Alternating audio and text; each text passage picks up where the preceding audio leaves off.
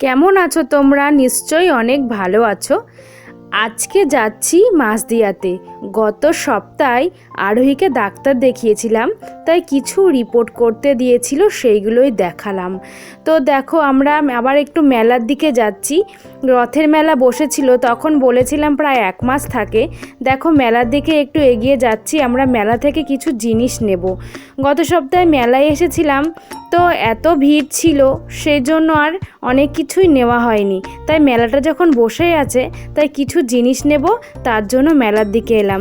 এই মেলাটা জানো, ওই তোমার ডাক্তারখানা থেকে অনেকটাই দূরে, তাই ওখান থেকেই হাঁটতে হাঁটতে আরোহীকে নিয়ে আসলাম বিকেলবেলা। তো দেখো, আমি একটা ঝুড়ি নেব।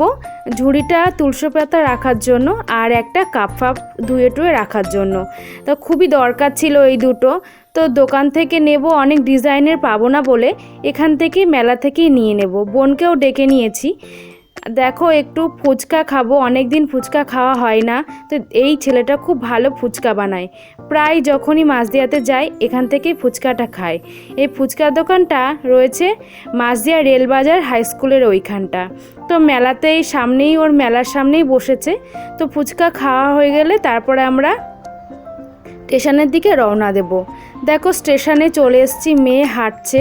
স্টেশনের ওপরে কিছু শাক বিক্রি করছিল, ওখান থেকে দুয়াটি শাক নিয়ে নিয়েছি। তারপরে বাড়ির দিকে রওনা দেব। ওদিকে দেখো, আরোহী একটু গরু আদর করে নিল, খুব ভালোবাসে পশু পাখিও। তারপর একটু চোপাচুপ কিনে নিয়েছে, ও জেঠু কিনে দিয়েছে। সামনে জেঠুকে দেখতে পেয়েছে, তো জেঠুকে হাতে ধরে নিয়ে দোকানে ঢুকেছে। তো কিছু জিনিস নিয়ে নিল ও, খাবার জিনিস। দেখো, আবার দেখাচ্ছে তোমাদেরকে কি নিয়েছে।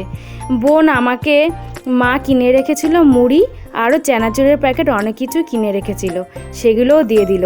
আজকের মতো এখানে ফিরে আসবো নতুন ব্লগ নিয়ে, তার জন্য সাবস্ক্রাইব করে রাখো।